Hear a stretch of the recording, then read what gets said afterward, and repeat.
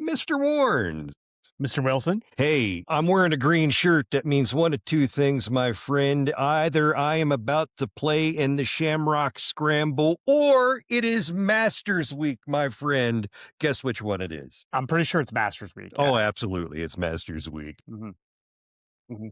Did the Masters Fairy visit you? The Masters Fairy did not visit me, only because of the fact that my wife did not watch the short in time, and I have not thrown it in front of her as of yet.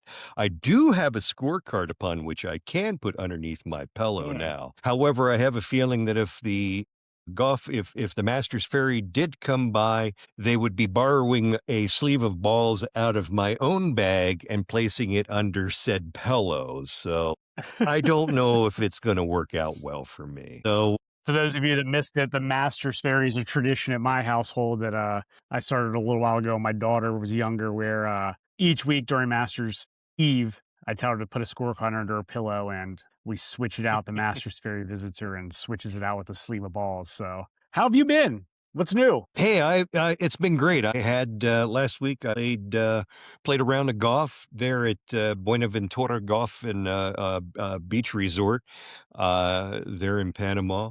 I have a baseline number now, and by the way, I did finish all 18. I did not. How can I put it? Pass out after 12 or 13 holes. I actually did. Survival is good. I did prepare myself. I'm actually a little bit better prepared. My routine the night before is much different. I'm drinking electrolytes. In fact, I'm drinking electrolytes the night before I make the drive to Rio Hato. But I'm even during the drive, I'm drinking electrolytes on the drive, and night before I'm having a bottle of electrolyte. Morning of driving to the course, I'm drinking one, and of course I take two with me, put in the cooler, one for the front nine, one for the back.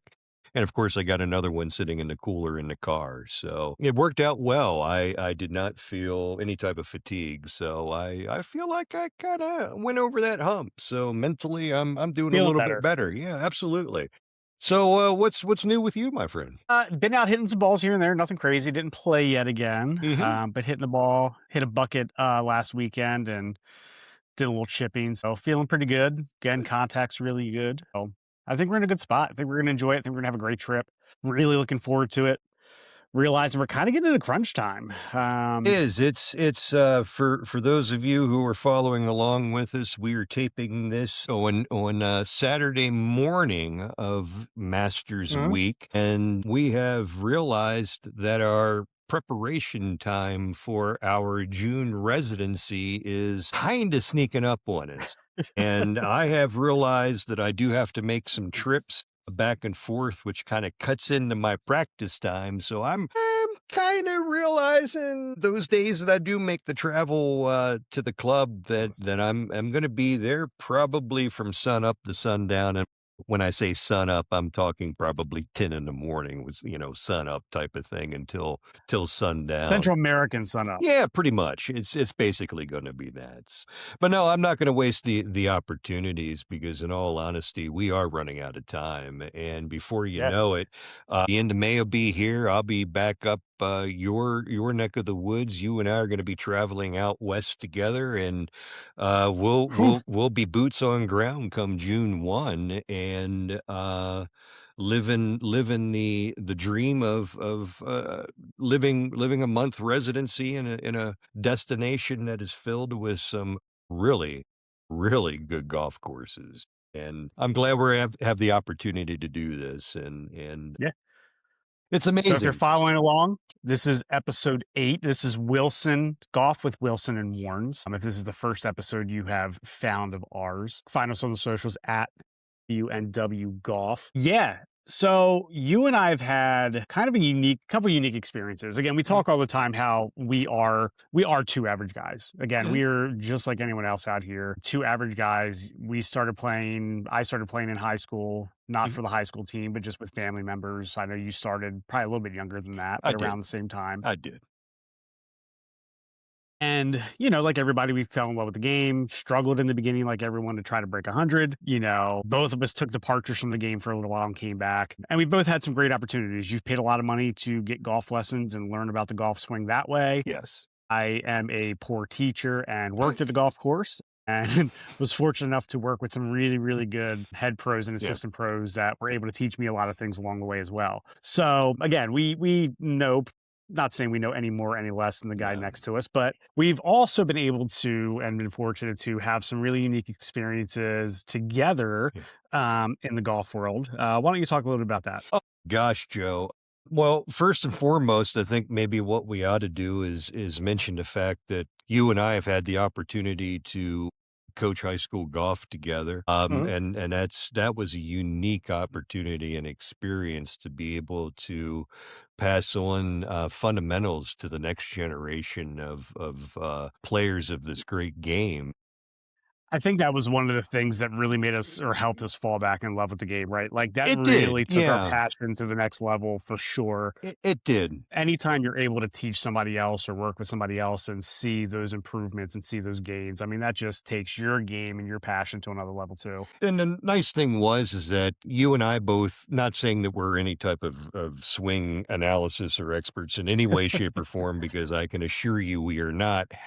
However, you and I have been around the game long enough, and I have taken enough lessons over the years that I don't want to say I've developed anything, but I know how to. If you're chunking the ball, I know how to fix that. That's my favorite exercise, and that is the towel behind the ball, and you'll receive a little bit better contact or Time out, more time out, more time out, time consistent. out, time out. I just want to tell everybody I was in the middle of my work week on my lunch break and I get a message from Mr. Wilson, and it is someone doing the towel drill out of a bunker, and he could not have been more proud of himself. So I kid all the time about this dang drill, but I'm really not kidding, folks. Okay, he takes it that serious. Like that is the drill in his eyes. Continue. I'm sorry. Well, it was seriously, it was an issue at one point in time, and honestly, when I was the reason there's a story behind there, and it was because simply I was just trying to add yardage to my irons, and in all honesty, what you're trying to do is get that gap. You're really trying to get that. As well as I know what I'm trying to do with that. Compression is I'm what just you're looking trying to for. get compression is all I'm trying to do. So that was a huge exercise for me at one point in time, but no, we're armed with enough to know how to teach someone how to chip, how to putt. We know enough about The basics. drills and exercises that we can pass on to help kids and those players that are first starting out to gain better control maybe around with your putting. We know how to provide some guidance with pace of greens and so forth and whatnot. But anywho, I with think go ahead. the cool thing about that experience with us coaching is we were able to see a lot of different levels of golf. We were able to see some players that eventually went on to play college level golf, Yeah. and we've seen players that are just going to be kids that are just going to be forever golfers. They're going to be life golfers that fell Yeah. in love with the game. So it was really cool to just be able to work with some different caliber and different level of player and kind of see that passion, but at those different levels and what that looked like. Oh, absolutely. And then, when the players started getting to the district level and to the state level and everything, you started seeing, college golf coaches showing up and Mhm. watching the players and assessing them and making some decisions as to if they're going to make an offer to those players or not. And you and I had the opportunity to have one player go on and play pretty far into the season. And I've had the opportunity to walk along, not in the fairway, but along with the group and follow along with her. And I've had the opportunity to talk with a number of college coaches in the area that we're in.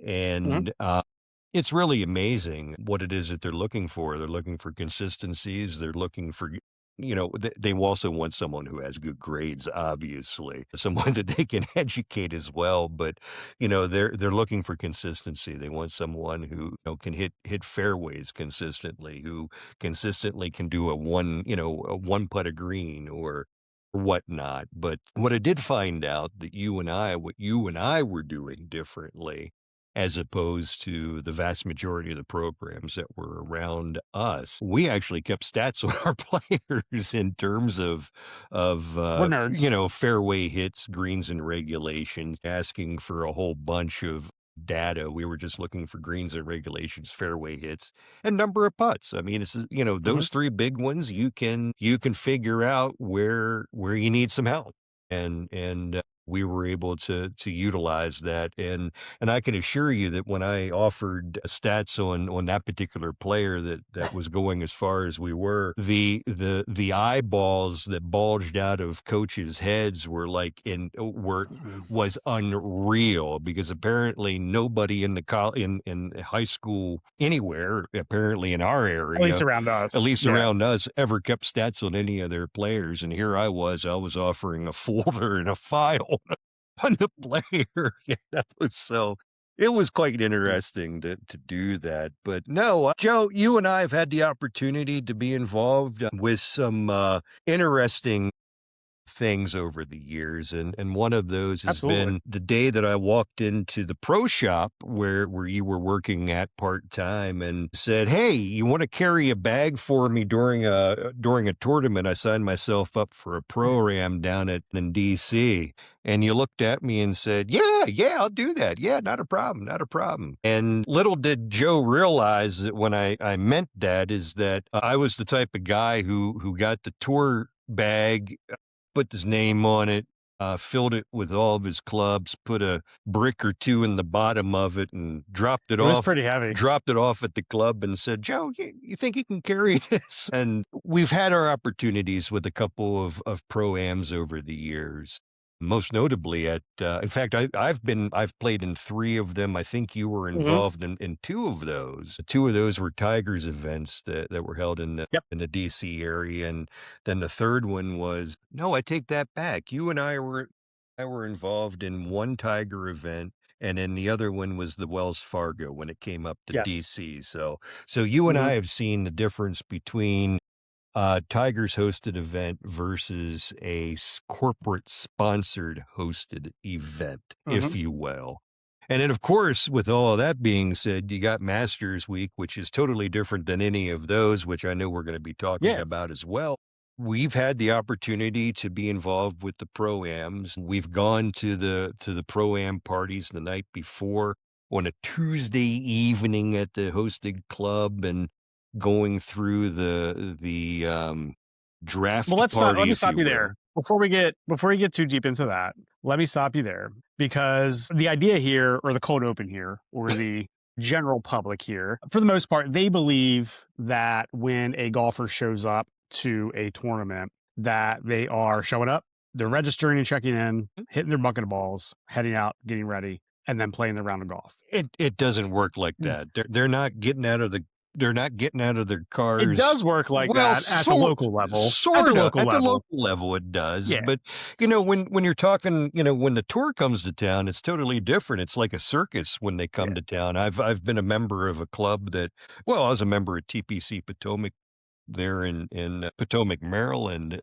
We've hosted a number of events, and anytime the tour came to town, I could tell you it's a circus. It's for the club itself. I will tell you that it starts several months out, and they're starting to build grandstands and tents and all of that good stuff. And when it comes to play on the course, when the tour comes to town, typically you're walking around with a square of turf, because your club is not going to hit the turf or the Mhm. ground on the golf course when the tour comes to town. It's just not going to happen. So I grew up in Baltimore, Mhm. down in Maryland, and there's Baltimore County, and we have golf courses down there, and some really nice Oh courses, yeah. some not so nice courses, just like anywhere else. And growing up, I was playing on the rather not so nice courses, Mhm. because that's what I could afford to play and what we were exposed to. So I'd always wanted to try caddying. That was something I've always wanted to do. And you had known that. So Oh when you yeah. came in and asked me, it wasn't like it was just out of the blue. No, no, no, no. You We knew it. I had an interest, which was great, because we had talked about it and things like that. Yes. And that experience, you had immediately said the golf course that I'd worked at was here in Central PA. It's Royal Manchester. I'll post some content at some point Oh, of it's a it great. riding around playing, By the because It's a great, But great course, and yeah, it's one that I think one of the it nicer is. courses in the area. Most certainly is. Um They've always had good greens there that rolled Mhm. very true and smooth. It's a great layout, and it's friendly too, I might add. Friendly, Yeah, but yet challenging, and for sure. it's a good layout. Good clubs. Absolutely. And so like that was my first experience to really nice golf and, just well-maintained championship style golf course, I Yes. think would be the key to say, right? Yes, absolutely. So when you approached me about this, your first comment was, I need to have you down to the club Mhm. because you need to understand the course. And Yeah. you knew that if I was going to be caddying for you, I was going to take it seriously. And Oh, I wanted absolutely. to know what the layout was and where we wanted certain shots and things like that. And then that absolutely just blew my mind. I mean, you had me down and I believe we went down twice. We went Mhm. down, I think the first time was a few months in advance just to get down and play the Yes. course itself. And then we went down, I believe it was about a month We before the tournament or about 3 weeks before the tournament. I'm gonna recall it was about 3 weeks before the tournament. We did play 2 rounds. You and I was able to get you Mhm. down there to play a round or 2 with me, which was fantastic. You and I have enjoyed multiple rounds down there, but Absolutely. Yeah, yeah, it yeah. was the first time that you've ever had the opportunity to play, on fairways that were cut like greens, if you will, Yeah, and that caliber of golf yeah, course. and they will, the fairways will roll out, and it's Mhm. just a remarkable when they set it up. I mean, when members play, it's a great track, but when the tour comes to town, it Whew. is a total different animal altogether. And in Mhm. fact, I had so much problems that, as you recall, I had taken my swing coach at the time, who, by the way, Yes. works at Royal Manchester Golf Mhm. Course, Jamie Guilan. I'll put a plug out for him. He's hey, look, he turned my life around, my swing around, and if you're gonna take golf serious, he's a good guy to get involved with. But anyway, I had some trouble getting out of the rough because the rough was that thick and that dense. I took him down specifically so we could drop balls into the rough so he could help me figure out a way to get out. And we both looked at each other and said, well, I guess we're just going to take a wedge and chunk it back into the fairway and play from there, which is basically what I ended Which up club doing. can I swing the fastest and get this out? Absolutely. But no, you wanted to take it serious. I did too. So we went down the first time we went down. That was for you to be able to take a look at the course and to be able to Yep. see it and see where And some cry a little, sight a lot. lines were so you could play it and have an opportunity to realize how tough of a track it was.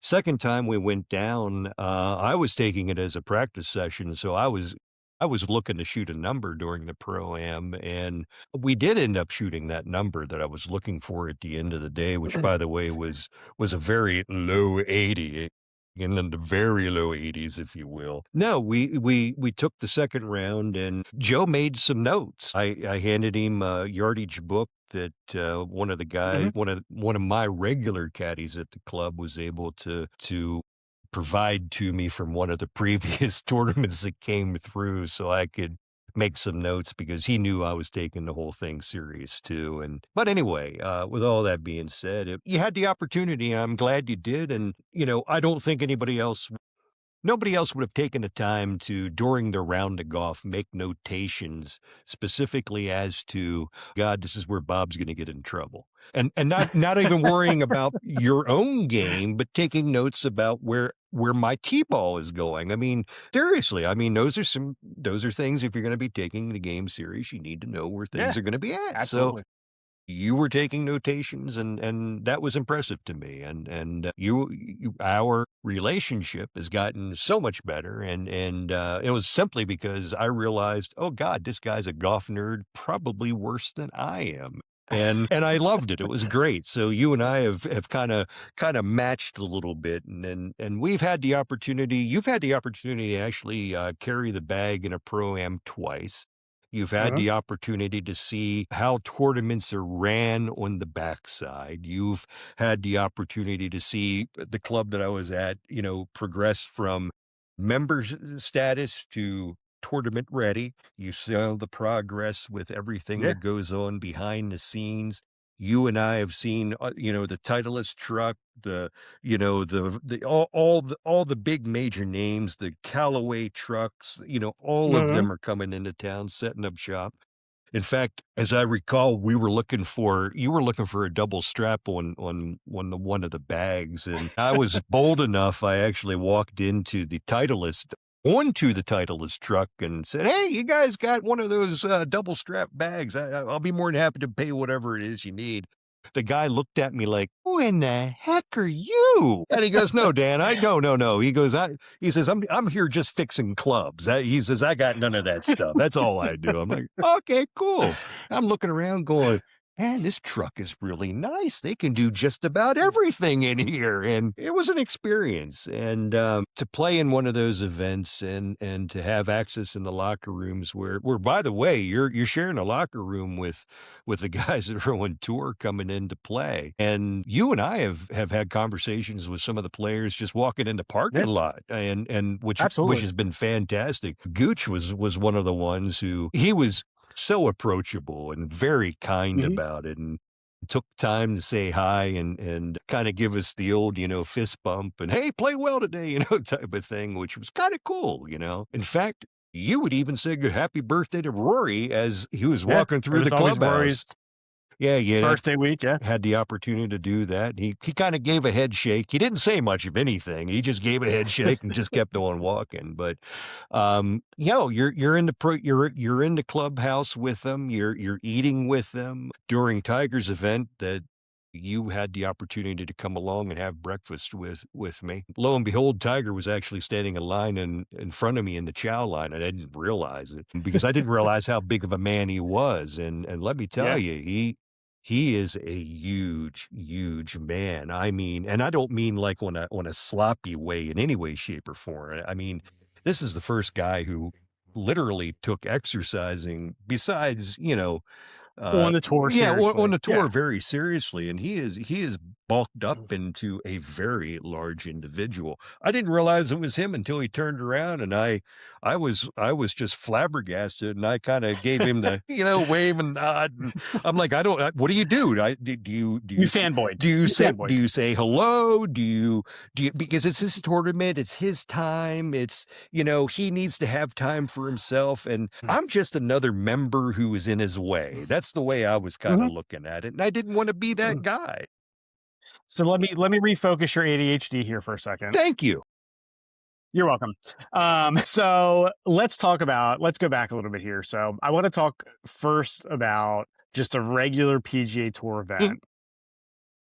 These and what these guys are really going through, even the course is going through, because again, you were a member at TPC. So mhm. we're talking, this is starting about a year out from the Oh actual event. oh, absolutely. No, the phone calls are already being made. I will tell you that, when Wells Fargo came to town, simply because of the fact that I had played in Pro-Ams previously, they get the list of those folks who were playing in those Mhm. Pro-Ams because, again, those Pro-Ams are not necessarily the least expensive items to be able to Yeah. do. And again, to play in these Pro-Ams and some of our viewers may not realize, but those pro-ams are actually, Well, the PGA Tour, the event itself, the entire PGA event, most of them, I'm not saying mhm, all of them, but a vast majority of your PGA events are run as a nonprofit. nonprofit and a The charity event event. itself is a charity event, a nonprofit event. So, yes, they're paying out the players. Yes, certain people are getting Yes, paid. We all understand how all that works, but there is a still sizable donation going to local and national charities that's correct. during these events. So they do run them a certain way, and there's certain protocols week to week that are going to happen. So yeah, a year out in advance, they're already making contact with some of these individuals to try to organize spots or fill up spots on That's the correct. Pro-Am, which is just again an event that they're going to run to try to raise some money for. And we'll get to that here in a few minutes. But the course itself is going to get to a lot of preparations as well. And I know the grounds crew, the PGA Tour, is sending their Yes, groundskeepers and their professionals out yes, to those courses a year and a half in advance, yes. meeting with the professional groundskeepers there and looking at the agronomy of those courses far into advance They're to see what the looking conditions are like. at the agronomy. I can tell you that I had seen the club change proactively since the very first tournament, since I had been a member there. The first tournament that came around was one of Tiger's events. And shortly after Tiger's event came through, we noticed that one or two trees became missing because they were normally in the way of a sight line, and they remarkably disappeared overnight, and nobody knew where they went to or where I mean, the stumps were gone. I mean, you couldn't even tell a tree was there. I mean, on The 11. grass had already Oh, grown. it was insane, but on 11, on 11, at the very end of the fairway, there used to stand a tree that was sorta, kinda just left of the rest of the tree line, and it had a huge. Was this the one I told you to aim at that you didn't aim at, No, this is a or was that a different tree? totally Okay, different tree, okay, totally okay. different tree. In fact, it was not there when you came down because they Ooh, removed the branch okay. and the vast majority of the tree was gone. In fact, I think the entire thing had ended up being gone. But it was one of those where, not only was it dangerous because the creek was going down the left-hand side of the fairway, but if you blew past a certain landing spot, you had to deal with the Mhm. tree at the end of the fairway because there's no way you're going to see the green from there or have a clean shot. So you're really, when you're T-ball, you're going for a number is what it was. And a Absolutely. lot of those guys on the tour apparently didn't shoot that and that tree was gone the very next tournament.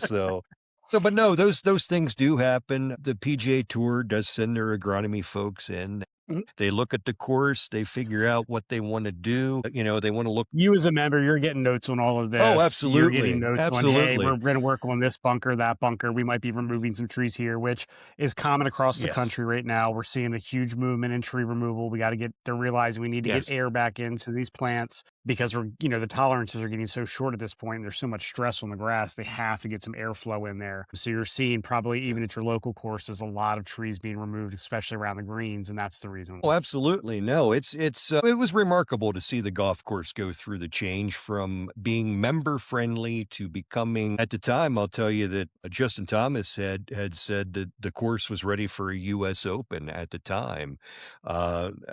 Again at number 10, and I think he carded a 12 on number 10. It looked like I was playing the hole, to be quite honest. And I have been in that high stuff and it's not 10 and fun. 11 will do that Yeah, to you. absolutely. Yeah. It's not a fun backside. It's those 2 holes are treacherous to go through.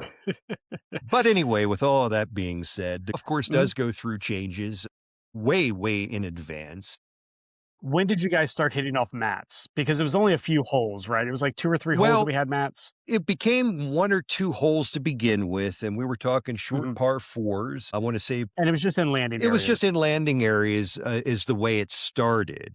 However, as we progressed closer to the start of the tournament, the rules became a little bit more tighter. You were carrying the mat and hitting every shot off that mat except for putts and chips. Anywhere that was in the fairway, you were using mat. If you were close to the first cut, you could hit off the first cut. They didn't care. But, fairway, they did not want you doing it. And they wanted to do it for a couple of reasons. One, it helps the players out a whole heck of a lot. That gives them a cleaner golf course to start out on. There's less divots, there's less divot repair that has to happen. And keep in mind, at the TBC courses, they are PGA owned courses. So Yep. they are going to be held to a higher standard than just, say, Shinnecock Hills. Oh God, I can't believe I just said that. But you know what I'm trying to get at, Joe. Yeah. It's held to a They want certain. their product to look as good as they can. They do, and specifically, they want their product to look good on television.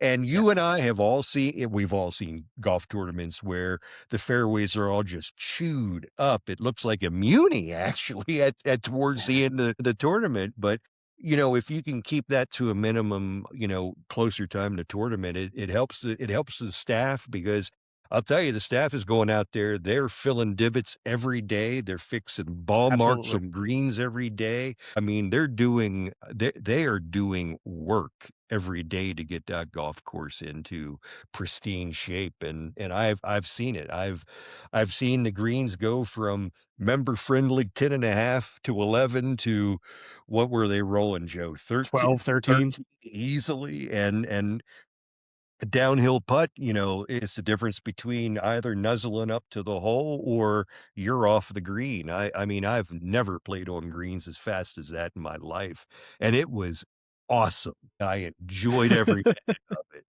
But anywho, So 2, 3 months out, you start hitting off mats, you start to see some changes, start to see some of the equipment and things roll in. Like you said, they yes. start building grandstands.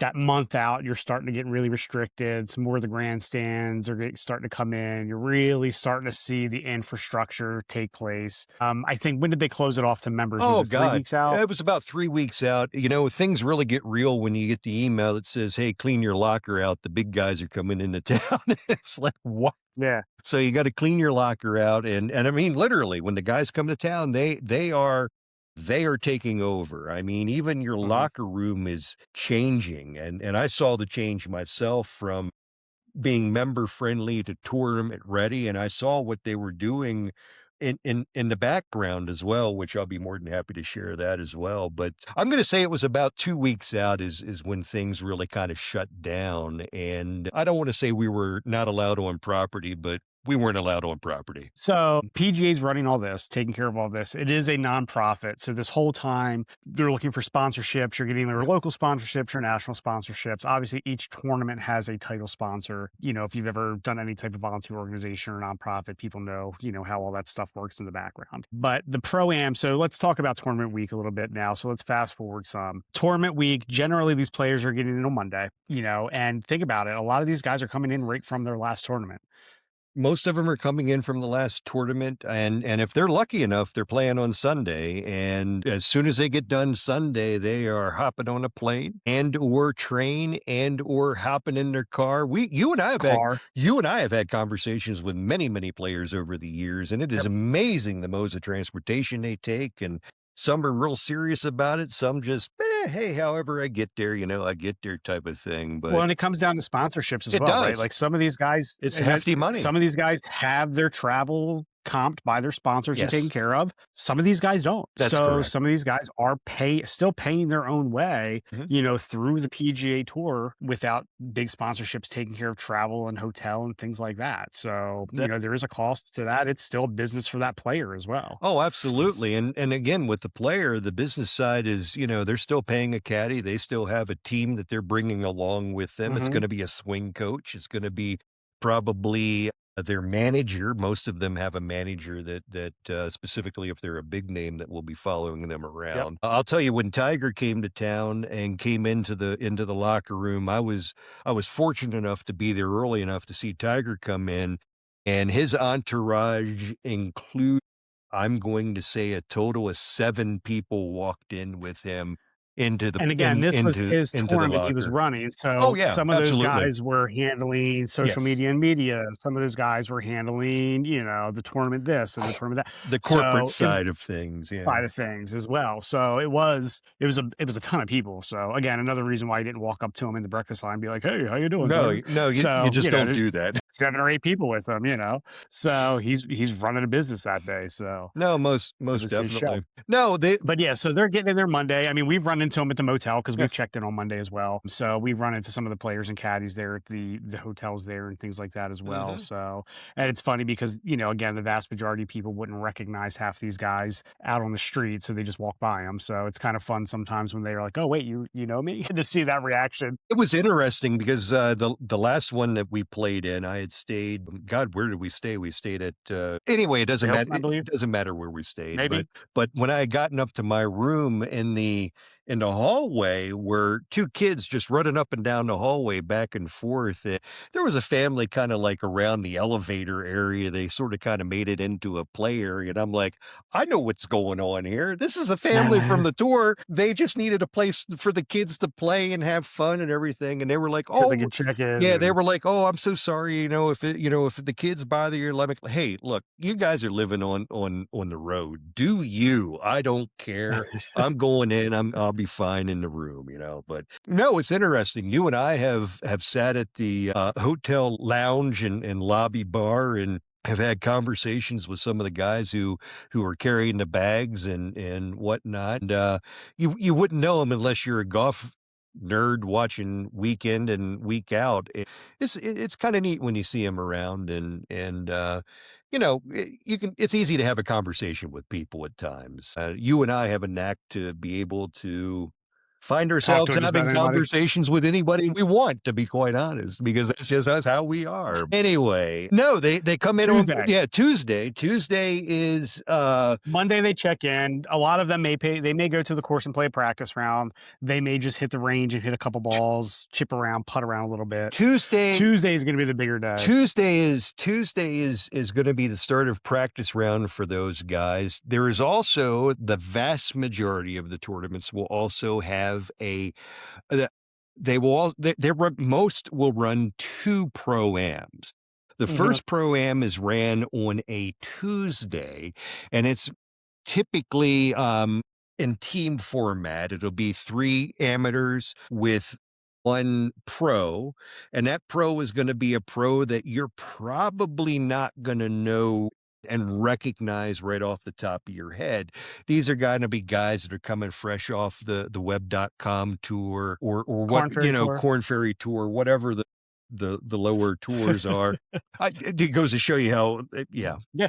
That goes to No, it's show okay. you. But anyway, those guys will be playing in that, and they're doing it for 2 reasons. 1, contractual obligations, they have to. 2, they're utilizing it as their practice round. I can assure you of that, because come Wednesday, unless they're lucky enough to play in that Wednesday Pro-Am, they ain't getting on that golf course. So Tuesday is going to be really the only day that they're going to get to have a practice round on there. And I'm talking about the guys that are not necessarily, you know, recognizable by name. So anyway, Tuesday's a practice round, and Tuesday is also going to be corporate dinner night for Mhm. the vast majority of them.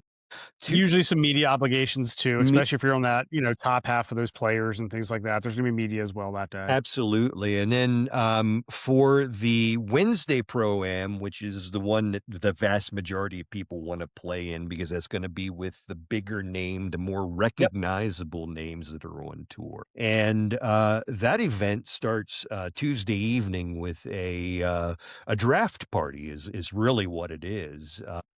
Show up to that event. You and I have showed up to that event and have walked into God, a number of the players on tour. A lot of their Mhm. wives and girlfriends attend that event as well. It's a cocktail event is what it is. It's Yeah. a get together for the players of the Pro-Am to basically rub elbows with those that they see on television Mhm. week in and week out. I had a wonderful conversation with Arnie's grandson, if I remember, Sam Burns. Sam, what's God? I can't remember. Yeah, you're looking at me like, yeah, you got yourself stuck in a hole, didn't you, Bob? I did. You did. It Anyway, was entertaining.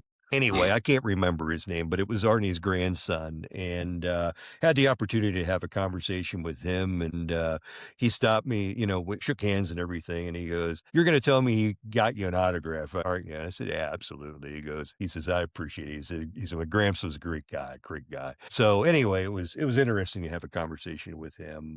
But anyway, you rub elbows with those folks. Eventually, you're going to be grouped. If you're a single, you're going to be grouped with a bunch of other people in the group for the Mhm. foursome for the Pro-Am. Some folks are lucky enough that their corporations that they work for buy sponsorship for a foursome to go. And they show up, so there is a team. Pro-Ams are teamed events. Scores do count, shockingly, during the Pro-Am event. But anyway, You do need to have a certain you handicap to register, you you supposedly. do have to have a certain handicap to register. They do ask for a We've seen some of the they players do that they do may or may not that's have an honest handicap. I would tend to agree. They do ask for your gin number, by the way, so you do Mhm. have to have a handicap there as well. But you get together with your team members, and that's when you get a chance to meet them. You get a chance to talk about, hey, who do you want to play with? Trust me, everybody has their own favorite golfer that they want to play with. That's great. I'm showing up because I'm just living out my fantasy and childhood dream of walking in the ropes and hitting a white golf ball and chasing after it with a guy that's on TV week in and week out. Uh-huh. That's really all I'm trying to do, and I wanna play some decent golf at it as well. So that's the reason why I go, but also it's not just because of that, but it's also because I know that the monies that I'm providing are actually gonna be staying in the local community and helping Yep. those that need it more than I do. And that's really one of the main Mhm. reasons why I get involved in it. Little Now selfishness depending of on the me as well, but Depending on the pro-am, some of them, in the past have been 1 player for all 18. yes, So we played with Jamie Lovemark the first year, yes. that I was able to caddy for you. We played 18 holes with him and his caddy, and we had a great time. And then the year after that, was the Wells Fargo, Yep. and for that tournament, they actually broke it up, so we were able to do 9 holes with, 1 pro and then 9 holes with another pro on the back 9, which was a nice experience too. The pros loved it, which was a question that Oh, we asked because, absolutely. these pro-ams come Wednesday. I mean, we had a 7 o'clock, 7:15 tee time, so we were at the course by 5:30. That way we could eat breakfast and hit balls and get loose and go through the whole warm-up routine. For us and for you, you were always have taken it Yeah, seriously and, wanted to go through your practice routine and yeah. everything as well. So, we're 7 o'clock tee time. Hey, we're showing up. We're getting ready. It's about 5:30. So, Yeah, we think, as I recall, we were one of the first, M's mhm, to show up, and everybody was kinda shocked and amazed, and we're watching some of the guys that have early tee times, they're showing up. mhm, Tiger gets yep, the first tee time at 6 o'clock in the morning, 6:30 in the morning, he's one of the first ones. In fact, he's at his event, he's always the first one out, he's there early. He shows up, does his gig, and he's out. And if he's not playing well, he'll come back later in the day after the vast majority of the folks have gone, and he'll hit the driving range and practice facilities at that point. But no, it's we took it serious, and we've had a good time. yeah. We've had the conversations with the players about, hey, how do you like these events? Do you like playing in these things? What kind of players do you like to play with? Do they bother you? There's the Type normal the there's just normal normal questions, questions that that you ask. usual amateurs are gonna ask, right? Like, and you and I knew that going into it, right? So, we get up, we do the routine. Yeah, So these programs are really cool. They provide you with breakfast or lunch and dinner, right? You're yeah. getting either breakfast and lunch, or you're getting What lunch and dinner, depending on which wave you're going off. technically all of the above, but Yeah, yeah, yeah. So, food's available throughout it. yeah. You generally have some tea gifts. Mhm. Sometimes it's, footwear merchandise. Sometimes it's clothing. Geez, the one year it was a brand new TaylorMade driver for Yes. crying out loud. So there are perks. You do spend a decent amount of money. We're Yeah, talking a couple thousand or more, yeah. generally speaking. But there are some really cool gifts that come along with it. If you are fortunate enough to be able to afford that and write that into the budget, the money does go to a lot of times some really cool It organizations and does. things that the tour is helping to with those. So, but the route itself's great. We went down, you're hitting balls on the range with the pros, you're Mhm. grabbing, your balls that you're playing and heading over to the chipping and the putting area. We've had some great conversations with some of the guys that had Monday qualified, or some of the guys that had Mhm. maybe gotten, sponsors exemptions, or, were Corn Ferry Tour guys that were being able to play in that event. So we've had some great conversations with the younger guys and some of the well-named guys as well. Again, it's just how you'd approach people. It was, the first time that I realized, how close I was really getting to these guys, I was in the short game area, I was chipping, and a guy comes walking up to me and he goes, "Hey, how's things going?" I said, "Yeah, pretty good, pretty good." And then he goes, "Hey, you been out in the course?" And I said, "Yeah." He goes, "What do you think of it?" I said, "Well, I'm a member here." I said, "It's playing pretty tough, and everything." And by the end of it, I realized I'm talking to Tommy Fleetwood. I'm talking to Golf Jesus right now, and I did not realize it. And he's just having a conversation with me, and I'm just it was fantastic. It was wonderful. Treated me like a human Mhm, being, and I never expected that in any way, shape, or form. But it's an experience of a lifetime. mhm, If you ever have the opportunity to play in one of those, hey, pull a trigger, do it. It's mhm. it's an experience of a lifetime. And The guys are great. Obviously, we approached things from a different angle. Yeah.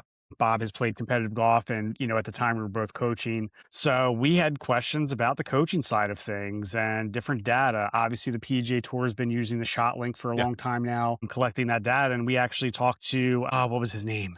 Chase Seifert, who's on I Yes. believe, the Corn Ferry Tour at the moment. Yes. And we were talking to his caddy about, hey, do you guys look at any of that data and use that data when you're planning things out? And he says, it's funny you say that. We do have access to it.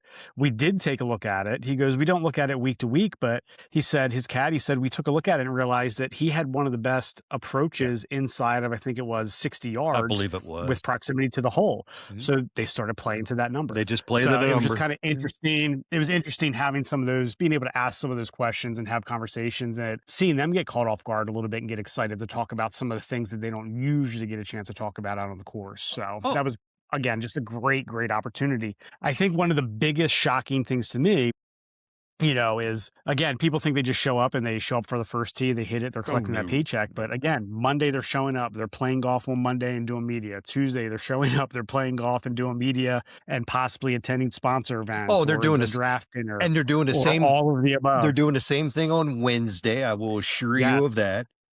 And the pro-am rounds are not short, guys. We're Oh, talking no, 5 to no, 6 no, no. hours a lot of times for these pro-am rounds. These are marathon events, and Yes.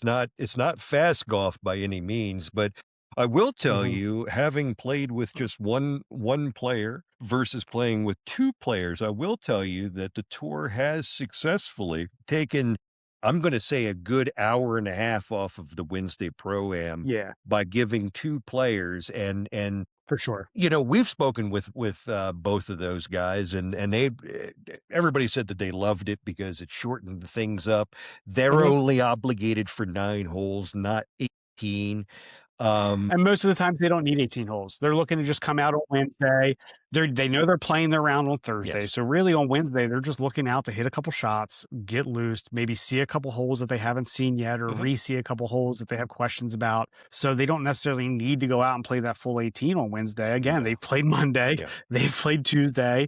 They may have been playing over the weekend. They do need some recovery time at some point. They most certainly do, and speaking of recovery, this is another thing that was quite shocking for me that I had seen in the locker room, and that was after our round. You didn't get a chance to see that because you weren't allowed in Mm-mm. there, but when I got into my locker, normally where my locker, I was lucky I didn't have to move any of my stuff. My locker room attendant was very kind to me, and he said, "Bob, don't move anything." He says, "I know you're playing in it. Just keep your crap in there." So I had my own locker, fortunately. But anyway, when I went into my little cubbies, there was normally a little bench there. You can sit down and change your shoes and whatnot. And when I got there, there was that bench was gone. That was there earlier in the morning. It was just gone, disappeared. I don't know where they put it. It doesn't even matter. But what was in place of it was actually a massage table was there. And guy, I turned the corner. I looked surprised. The guy was working on one of the players and doing massages, and some were there. By the way, it wasn't just that cubby; it was every cubby had a massage table in it with somebody there that is Mhm. either a chiropractor or some sort of stretch massage guy, guru, whatever you want to call it. And it just shocked me. So anyway, I'm hey, sorry about that and No, everything. you're good. No, absolutely, but that's That's the the type idea, of right? Like, stuff. that's Yeah. the point that we're getting at. I mean, the days for these guys are not just, their 4-hour round and they're done. I mean, we're talking they're putting in 10 to 12 hours a lot of times They most for certainly some of are. these days. They most certainly are. So Wednesday finishes up, the pro-am's done, they do all Mhm. that.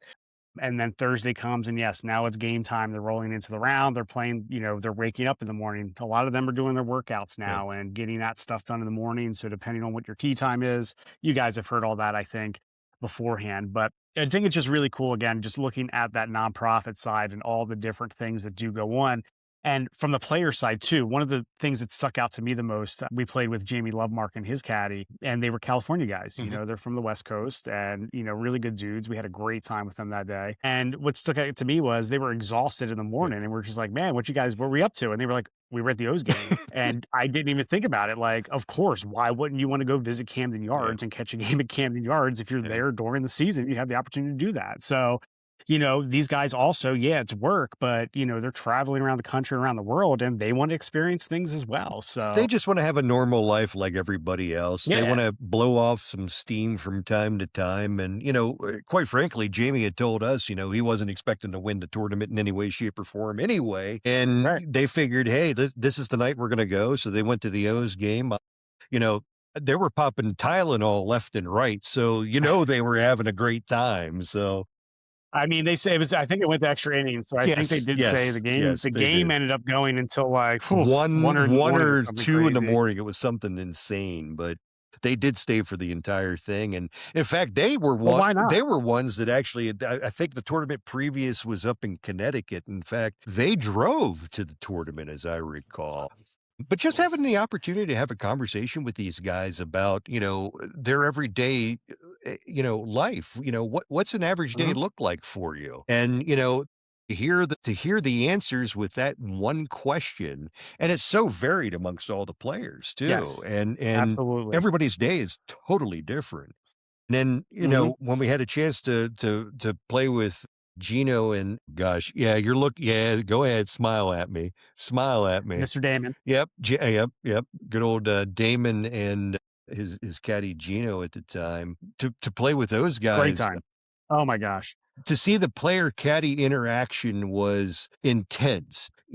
He as much as he wasn't taking it serious, they were taking it serious. Absolutely. He looked at it as a practice run, and quite honestly with you, at least that's the way I was viewing his 9 holes Mhm. that we spent with him. He was taking it as a serious practice round, and to see the caddy player interaction amongst all the different players and caddies, it's remarkable. I mean, you can tell guys that have been friends that are lifelong friends, that are, still lifelong Yeah. friends, and then you can tell those that are, I don't want to call it a transactional relationship. That sounds kind of bad, but it's kind of a transactional relationship. It's And they've talked about one this, right? 113. Damon and Gino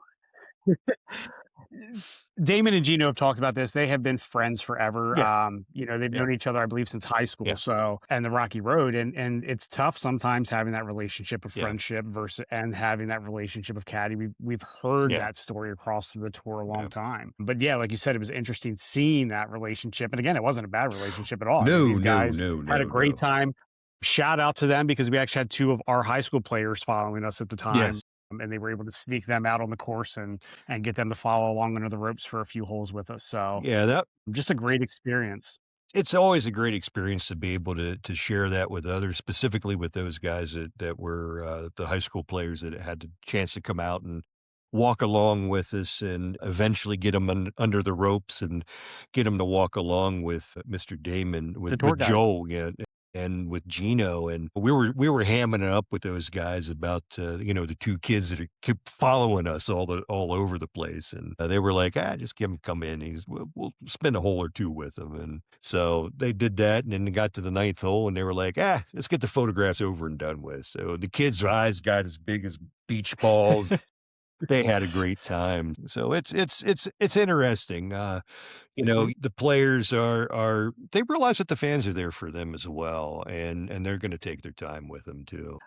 So that's a normal week. Let's just say that's a normal tournament Yeah, week. Again, they're going to play their round Thursday. They have their routine then. It's game time. You really see them lock in. It's a difference. You and I have had the opportunity again. We've sat and watched the Thursday round. We've watched weekend rounds. We've seen these guys, Monday, Tuesday, Wednesday at times, and then seen them later on in the week during competition time. And you really, it's funny to say, the kids say lock in, right? That's what yeah, they say now. But these guys really do lock in, they do. once Thursday and Friday comes, so before that round, that's what they're doing. It's game time, it's business. They're getting ready. After the round, yeah, depending on how the round goes, you may see them lighten up a little bit and ease up a little bit. But once that time comes, that's business time. That's when things are going to set in. And Thursday, Friday You need to make the cut. If you don't make the cut, you're not making money. It's as No, simple as that. no, not at all. Those guys that don't make the cut, they're gonna go travel on to the next location. They'll have a couple of extra days of practice. They'll have a couple extra days of recovery as well. And, Mhm. it takes a toll. I mean, it's not only a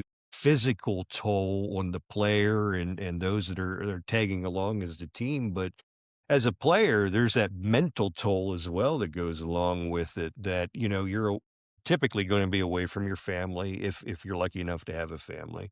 You're going to be spending time you're never going to be in your own bed. It's going to, be weeks Yeah. before you're in your own bed. It takes a mental toll on you. And, shout out to those guys that Mhm. have been able to, you know, uh to not Navigate it. navigate it, not let it affect them, and I think that's great, specifically in today's age. Well, let's switch then. Let's Mhm, talk about Masters Week a little bit. So, a normal event, you have Thursday, Friday, like you said. If you yeah, don't make the cut, you're going home. Maybe you're going mhm, home if you're local, or you can get home for a little bit, or you're heading to the next venue, like you mhm, said, and then if you do make the cut, you're playing obviously Saturday, Sunday. Hopefully you're moving up. Hopefully you're making some money, and then again, we talked about it. Sunday comes and you're probably heading to the next event or however you're getting there. So that's what a normal event week would look like. Masters Week's a little different. We hear that talked about all the time, but it really is.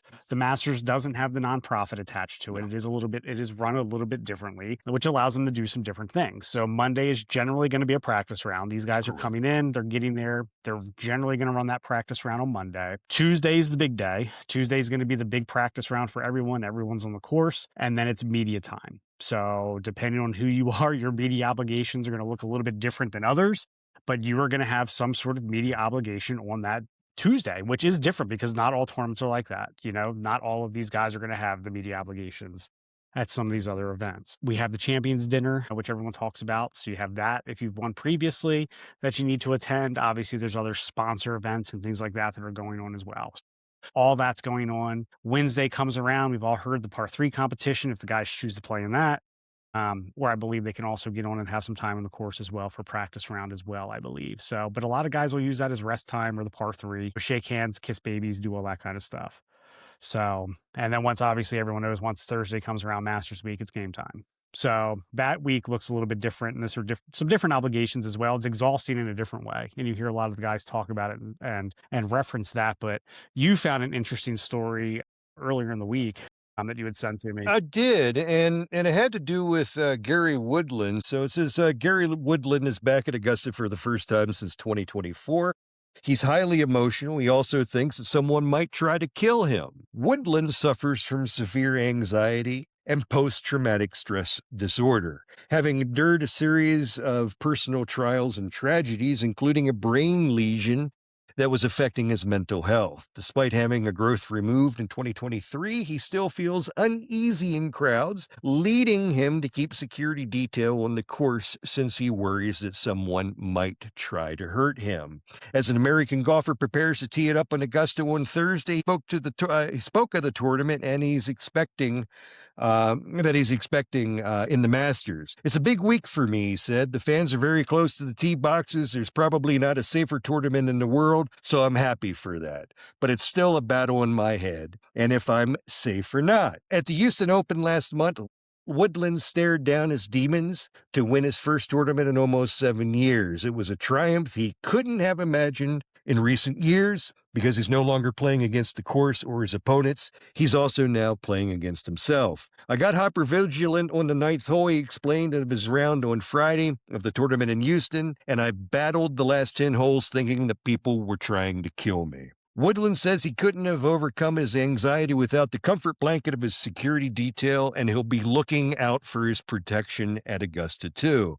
Turning around and knowing that I'm safe, having somebody there with me is the only reason I won 2 weeks ago, he said. Seemingly on the verge of tears throughout his entire press conference in the Augusta Media Center. Quote, the whole deal for me, it is vital, right? If I can see somebody, then I can remind myself that I'm safe constantly. I don't have control when this thing hits me, and it's tough. It can be a fan, it can be a walking scorer, it can be a camera guy running by me. Just my startlement from behind me can trigger this pretty quickly. There's no such thing as an easy win on the PGA Tour, but it would be hard to imagine anything harder than the journey Woodland navigated to victory in Texas. Since his previous win at the U.S. Open in 2019, Woodland admits he's been to hell and back. A quick glance at his resume would give the impression that Woodland has it all. Major title, a total of 5 PGA Tour wins to his name with over $38 million in the bank. But his professional success masks a series of devastating personal tragedies. First, his son Jackson would have been born a twin, but his sibling died in birth. Then in 2023, he underwent a surgery to remove a lesion in his brain that had been pressuring the part that controls the fear and anxiety of his brain. It was hell for me. It was very hard every day, every situation, from driving a car to getting in an airplane to walking down the street. Everything was the end of the world for me. Woodland sought counsel from the combat veteran ahead of his surgery, and he agonized over writing letters to his 3 young children just in case he didn't make it. But he didn't have to worry. The operation was successful, and he says he felt immediate relief returning to competition less than 4 hours. The CNN article. Who authored that article, by the way? It was CNN. Just give me a second here. Let me give Your byline Let there. me give the proper Don Riddle, by the way, was the guy who wrote this article, and it was updated on April 9th of this year. But anyway, it goes on to talk about It's Gary and the demons that he has been battling over the years and that he's currently battling now. The article goes on to say that he turned to the game of golf, not simply because it's what his job is, but it's because it's his outlet. It's what makes him feel safe, and it's his happy place. And it's no different than you or I, Joe. I mean, if you think about it, We've talked about it. Yeah, we talk about this all the time, right? Like this is one of the absolutely. big tenets of our show, if you will, is the idea of mental health and the idea of having that outlet, having somewhere that you feel capable of being able to go, to just get away and refresh and reset or whatever you need to do. And this is a man that unfortunately, due to circumstances out of his control for various different reasons, didn't feel safe doing the thing that he loved to do. Yep. And his wife, it was really his wife that started pushing him Yeah. again to get him back out on the golf course Yeah. and making him go out and compete, and just trying to push through and keep working for that. And you can Mhm. see there, it's a constant struggle, constant battle. And, a lot of self reflection there. And kudos to him for going out and continuing to try to find that safe space to be able to do those things that he loves and enjoys doing. Oh, absolutely. I'll tell you, I think on behalf of both you and I, Joe, we're going to be rooting Gary Woodland on this week. I Absolutely. know he's not playing his best golf. He's +1 currently right now on the day. He's +3 for the tournament.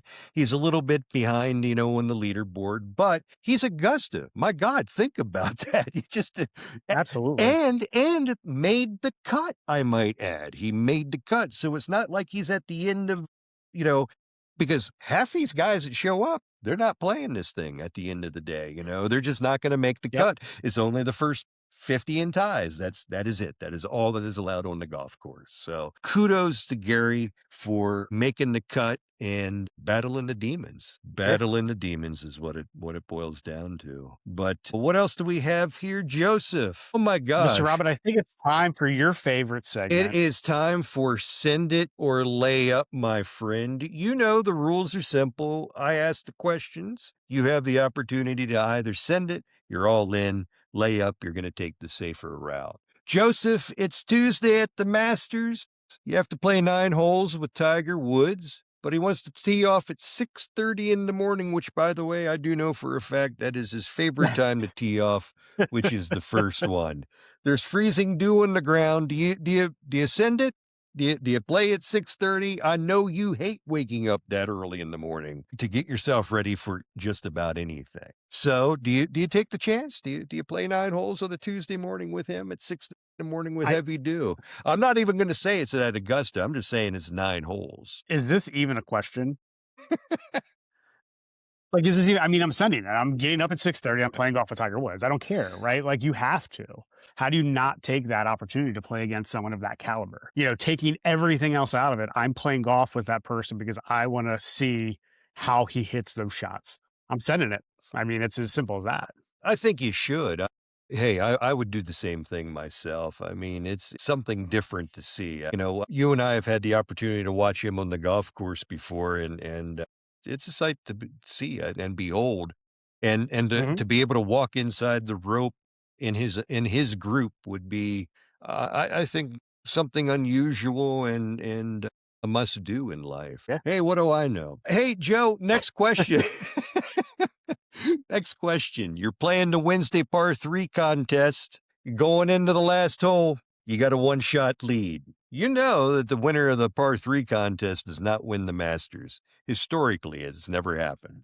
Do you go ahead and win the par three contest, or do you intentionally lose the par three contest in the hopes that the golf gods would look good upon you for the rest of the week? I'm sending it all day, but not for the reason that you would think. Mhm. The reason I'm sending it is I want to say that I won something at Augusta. I like that. If it's the par three competition, so be it. I won something at Augusta National. And you're gonna get a trophy at the end of the day for that too, I Absolutely. believe. So, yeah, no, look, at the end of the day, you're gonna be at Augusta. It doesn't matter what. If you're playing great golf, you're playing great golf, right? If you're I on, know a you're lot of on. guys believe in the superstition, but if I'm playing great that day at the par three competition and I win that thing, then guess what? I should be feeling pretty good riding into the rest of the week, that my ball striking's where it needs to be and all those things, right? Yeah. So, but I want to be able to say I won something at Augusta. If it's not a green jacket, hey, I won the par three competition at least, right? Hey, that's not a problem. I see nothing wrong with it. I mean, if you get a chance to win something, you win something, and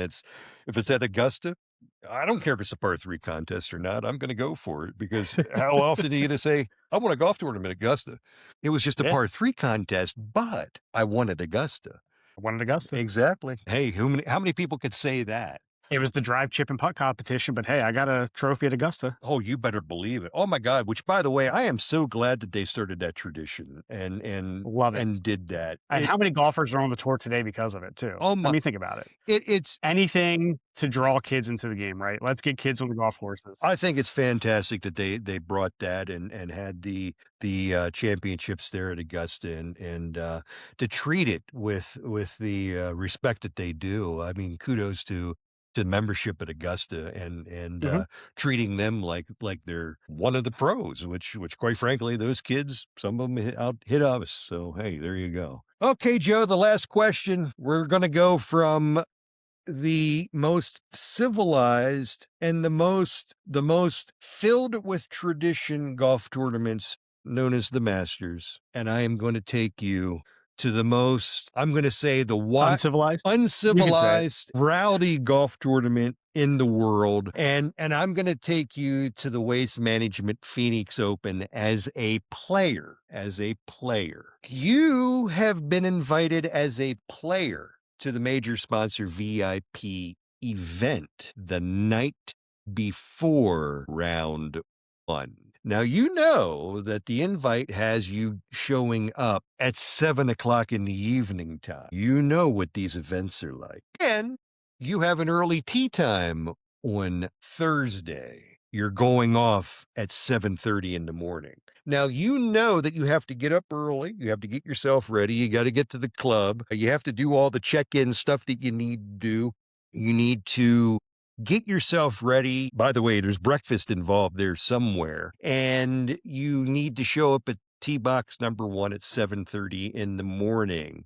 Do you go to the waste management VIP party that they're asking you to show up at 7 o'clock for? And you know what these parties can be like. Do you go and send it? Or do you lay up and play it safe and try to make a number on day one? There's a couple parts to this question, right? Yeah. I mean, there's some layers to this as well. It depends on where you're at in your career on the tour. Mm. If you're a guy that needs that sponsorship and you need that name on the bag because you need some travel money and you want them to pick up some hotel bills, then you got to send it all day, right? Like you have to. It's a business decision at that point. You do? For me personally, I'm going to send it, but I'm going to have an exit strategy. I'm going to have someone in the background that's ready to Yeah. send that emergency phone call or text message at like 9 o'clock, 9:30, so that I can get back and get some rest before I need to do what I need to do. And I would assume that most of the sponsors would understand that. Who knows? We're not from that world, so we don't know 100%. But yeah, I mean, you've got to. It's a business at the end of the day, Yeah. and you are your brand. So you've got to protect your brand too, and make sure that you're coming out and providing your best as well. So I'm sending it, but there's going to be an exit plan in place. Well, I think having the exit plan is gonna be key to the whole entire thing because it's just, being told to show up at 7 o'clock, and 12 hours from now, you're gonna have to be at the tee box or at least close to the tee box, by 7 o'clock Yeah, in the morning. That's tough. That's really tough, but if you're reliant upon that major sponsor, I think you gotta go. You gotta suck it up. You may hate it, if your wife yeah, if your wife is traveling with you, she's not gonna wanna go, probably getting sucked into. she's gonna get sucked into it too, and, if yeah, hey, I know what my wife is like, and it's just not gonna happen. She doesn't like rubbing shoulders like that, but, it's gonna be tough. Having the exit strategy is gonna be key and crucial to that. No, we successfully went through and played send it or lay up. Joseph, if I'm gonna give you a score, I'm gonna call it at least a 95%. I think you got a 95% this week. I don't know what Well, that thank you. means, but you got a I don't 95%. either, but thank you. So, for everyone out there, this is Golf with Wilson and Warrens. Again, we are out here on all the socials. Check us out at W&W Golf. Gosh, this is episode 8 already. I'm just trying to give you guys a little bit of background from what we've seen, on the side of the PGA Tour, things like that, just behind the scenes a Yeah, little bit if you're not sure. These guys are grinding. They're yeah. everyday folks like you and I. They grew up like you and I did. They're just really good at golf. I mean, really, Really, really good really at good at golf. golf, yeah. So, it's a grind for them. They're out there just trying to make a living like you and I. But again, they're just everyday folks like you and I. They grew up like us. They just have that really special skill and talent that they're able to do. And, it's cool to see, kind of that personal side of them and some different things. I've really enjoyed the Netflix show, Full Swing, being able to watch some of that and get background on the guys and different things. It's always cool to kind of see that side of them as well, not just what you're seeing on TV or during tournament week. So we are, episode 8. It's April, almost the middle of April here. We're getting wound down here. We're gonna have some episodes here with you in the States, hopefully some episodes here with you in New York. But yeah, I think at this point, episode 9 moving forward, I mean, it's really just gonna be grind time. It's gonna be about what we're doing to get ready and some of the plans we're making, maybe nailing down actually, some of the tee times and courses and getting some of this set up here, huh? I think we're on the downhill side of getting ready. Definitely on the downhill side of things, getting ready. I think I told you I'm gonna have to come back to the US. I've got some things I've got to take care of. So that's gonna take one of my weeks that I'm gonna have for practice. And I just tossed that out the window and it's gone. So it's gonna be a struggle for me to get, going. I don't want to say going again, but it's we're running out of You're gonna have a little time. gap. Yeah, you're gonna have a We're gap there. running out of time is what it is. And I know I've done some shopping. I've got some stuff waiting for me back at my office back in the States that I'm gonna be bringing along with me. Perfect. I've got my sun sleeves on order. I got a new floppy hat instead of wearing the Very the nice. Puma floppy hat that I was able to find, down here, but I do have a new floppy hat that I'll be wearing, for the sun protection. Gosh, Joe, golf balls I've got on order as well. The price of golf balls have Perfect. gone through the roof. Whole It is insane what those things cost anymore. Anyway, it's a price for playing the game is what it is, and quite frankly, a reason to improve. it's a reason to improve and a reason to, as we like to always end our program, just keep it in the short grass, So if you keep it in the short grass, you're not gonna lose the golf ball, but what do I know? But hey, before we leave, we'd just simply like to say thanks for tagging along with us. And hey, would you send it or lay it up on the par 3 course on Wednesday at the Masters? Are you handing the scorecard in for the Would win? you hand the scorecard in for the win at the Wednesday par 3 contest at Augusta, knowing that historically the winner of that contest does not do very well in the real tournament? Or do you lay it up and you just fumble your way through that last hole and just take the pass? Let us know in the comments. We'll be more than happy to read some of the more funnier ones. Hey, subscribe, rate us, give us thumbs up, listen to our podcast and share it amongst your friends. But Joe, it's Masters Week. It's Saturday. I want to get off of here. I want to watch some of the It's time to go Masters. watch, It's man. time to go Let's go. watch. And hey, I'll see you on the flip side. And my friend, keep it in the short grass. Till next week, we'll see all of you.